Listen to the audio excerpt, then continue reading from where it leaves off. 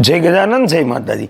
આ ત્રણ રાશિના લોકોએ 31 ઓગસ્ટના દિવસે આ વિશેષ ઉપાય જરૂરથી કરી લેવો જોઈએ।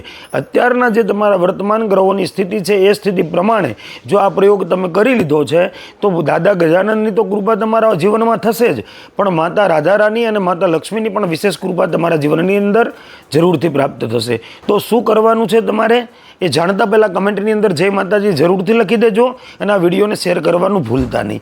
એમ કહેવાય 31 ઓગસ્ટના દિવસે સવારમાં વહેલા ઉઠી સ્નાન ધ્યાન કરી દાદાને 7 મોદક ધરો અને એ મોદકની અંદર તમે દુર્વા પધરાવો અને એક કાચાની વાટકીની અંદર થોડા ઘી અને ગોળ મિશ્રિત કરી અને ગજાનંદ ગણપતિ મહારાજને અર્પણ કરી દાદાને ભોગ લગાવી ષડાક્ષર મંત્ર ઓમ ગંગ ગણપતય નમઃ આ મંત્રના 108 વખત મંત્ર જાપ કરો। પછી સવારથી લઈ અને સંધ્યા સમય સુધી 99 મંત્રના જેટલા પણ જપ થાય તમારાથી એટલા 99 મંત્રના જપ કરો। ઓમ એંગ રીંગ ક્લીમ ચામુંડા વિચય નમઃ આ બે ઉપાય કરવાથી તમારા જીવનની અંદર ઘણા બધા પરિવર્તનો આવી શકે છે।